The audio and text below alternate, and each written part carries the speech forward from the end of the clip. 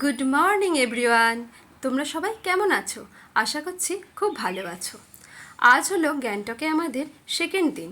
আজ তাই খুব সকাল সকাল আমরা রেডি হয়ে চলে এসেছি ফ্লাওয়ার স্ট্যান্ডে, কারণ এই ফ্লাওয়ার স্ট্যান্ড থেকেই আজকে আমাদের গাড়ি নাথুলার উদ্দেশ্যে রওনা দেবে। সকালবেলায় ফ্লাওয়ার স্ট্যান্ডে এসে মনটা খুশিতে ভরে গেল, তার কারণ এই গোটা ফ্লাওয়ার স্ট্যান্ডের রোডটাই বিভিন্ন ধরনের ফুল দিয়ে রোডটা সাজানো হয়েছে। ঠিক আছে, চলো আমরা এখন রওনা দিই নাথুলার উদ্দেশ্যে।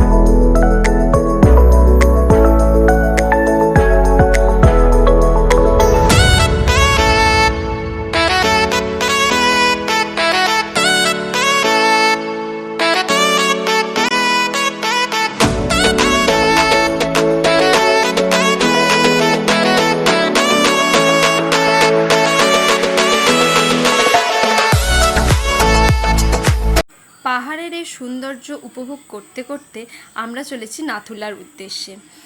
পাহাড় আর মেঘের এই খেলা দেখতে দেখতে তো আমরা স্পিচলেসই হয়ে গেছি। কোনো কথাই কারোর মুখ থেকে বেরোচ্ছে না, শুধু প্রকৃতির দৃশ্যটাকে সুন্দরভাবে আমরা অনুভব করে যাচ্ছি। আমরা সবার ফার্স্ট নাথুলা যাব, তার কারণ এখানে ওয়েদার মোটামুটি 12টার পর থেকেই খারাপ হতে শুরু করে। 12টার পর যদি আমরা নাথুলা গিয়ে পৌঁছাই তাহলে আর কিছুই দেখতে পারবো না। তাই আমাদের ড্রাইভার দাদা বলল সবার ফার্স্ট আমাদেরকে নাথুলায় নিয়ে যাবে। আমরা খুব কাছাকাছি এসে গেছি নাথুলার।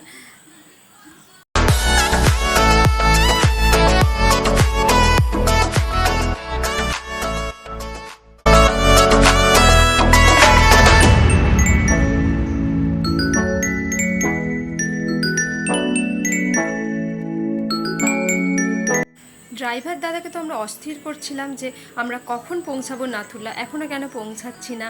জানি না, একটু ভয় ভয়ও করছিল যে যদি ওয়েদার খারাপ হয়ে যায় আমরা কি দেখতে পাবো। ইতিমধ্যে ড্রাইভার দাদাও বলল যে আমরা নাথুলার ভীষণই কাছাকাছি চলে এসেছি। ওই দেখো দূরে দেখা যাচ্ছে বরফ পাহাড়ের ওপরে। ওফ, এইটা দেখে তো আমরা পুরো এক্সাইটেড। কি মজা লাগছিল না, যে কি বলবো। এতক্ষণ পর আমাদের অপেক্ষার অবসান ঘটল, শেষে আমরা পৌঁছে গেছি নাথুলাতে। এবার চলো আমরা ওই উঁচু পাহাড় যেটা দেখছিলাম যেখানে বরফ রয়েছে ওইখানটা দেখে যেতে পারি কিনা। ওই দেখো দূরে দেখতে পাচ্ছ কত লোক দাঁড়িয়ে রয়েছে, আর এইটা দিয়ে হচ্ছে রাস্তা। আমরা তিনজনে এত এক্সাইটেড ছিলাম যে ওই সিঁড়ি ভেঙে ওঠার মতো সময় আমরা ওয়েস্ট করিনি। তাই আমরা শর্টকাট ধরে খুব তাড়াতাড়ি ওপরে উঠে পড়েছিলাম এবং বরফ নিয়ে খেলছিলাম। এই দেখো আমার ছেলে কন্টিনিউয়াসলি আমাকে বরফ ছুঁড়ে যাচ্ছে। আমরা এখানে বেশ কিছু পিকচার ক্লিক করেছি আর ভীষণভাবে মজা করেছি। এই দেখো নাথুলার যেই পোস্টারটা রয়েছে ওখানে দাঁড়িয়ে আমি আর আমার বোন দুজনে মিলে কিছু ছবিও তুলে নিয়েছি। বেশি বরফ ছিল না, কারণ আমরা তো মে মাসের শেষের দিকে গিয়েছিলাম, তাই বেশি বরফ পাইনি। তো যতটুকু পেয়েছি আমরা সেইটুকু বরফে খুব খুব খুব মজা করেছি। এইদিকে দেখো ওই দূরে দেখা যাচ্ছে ইন্ডিয়ার ফ্ল্যাগ উঠছে, আর এটা হচ্ছে ইন্ডিয়া আর চায়নার বর্ডার। তাই একদিকে ইন্ডিয়ার ফ্ল্যাগ উঠছে আর এই দিকে দেখো দেখাচ্ছি তোমাদের, এই দূরে হচ্ছে চায়নার ফ্ল্যাগ উঠছে। নাথুলাতে আমরা খুব মজা করেছি। আর এখানে কিন্তু প্রচণ্ড ঠান্ডা ছিল, বরফ হয়তো সেরকম ছিল না ঠিক কথাই, কিন্তু ঠান্ডা ভীষণই ছিল। আমরা এবার নাথুলা থেকে চলে গেলাম এলিফ্যান্ট লেকে। এটা হচ্ছে এলিফ্যান্ট লেক।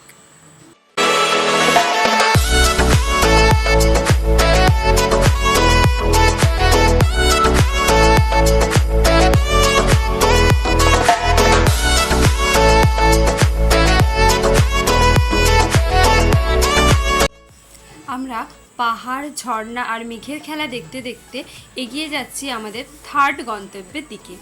এখানে একটা মহাদেবের মন্দির ছিল।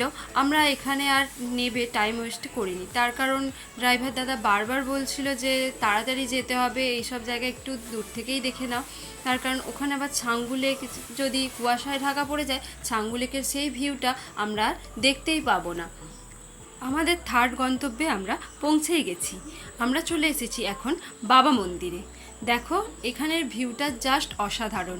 মেঘ পুরো আমাদের শরীরকে টাচ করে চলে যাচ্ছে। আমরা কতটা টপে আছি আমি ঠিক বলতে পারছি না। তো আমরা এখন যাচ্ছি বাবা মন্দিরের ভেতরে।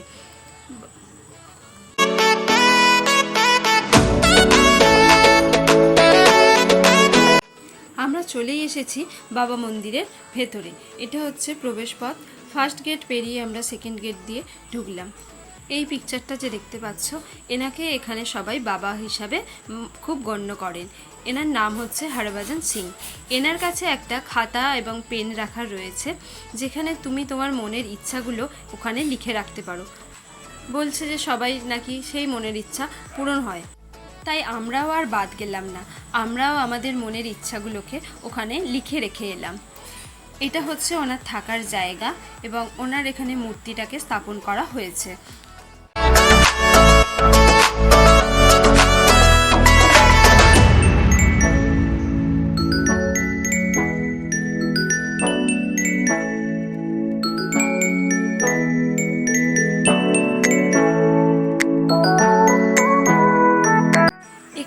চলছে মেঘের খেলা।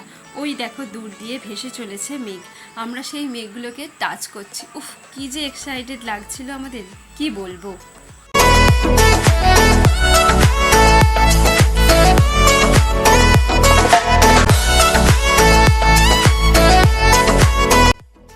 এরপর আমরা চলে এলাম ছাঙ্গু লেকে। ছাঙ্গু লেকের এখানে সামনেই একটা ভোলেনাথের মন্দির রয়েছে। সেইখানে গিয়ে ভোলেনাথকে আমরা দর্শন করলাম প্রথমে।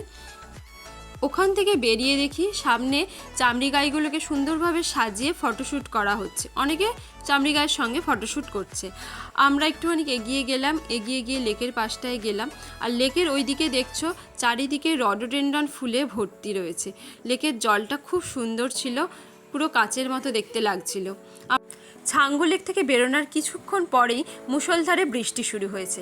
পাহাড়ের রোদ আর মেঘের খেলা তো দেখাই হয়েছে, বাকি ছিল শুধু এই বৃষ্টিটা, সেটাও আমাদের পূরণ হয়ে গেল।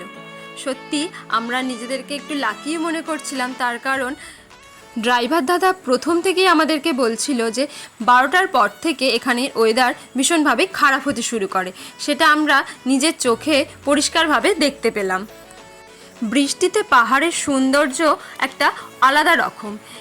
বৃষ্টি ভেজা পাহাড় দেখতে বেশ ভালোই লাগছিল আমাদের সকলের। এই বৃষ্টির মধ্য দিয়ে পাহাড়ের সৌন্দর্য দেখতে দেখতে আমাদের গাড়ি এগিয়ে চলল আমাদের গন্তব্যের দিকে।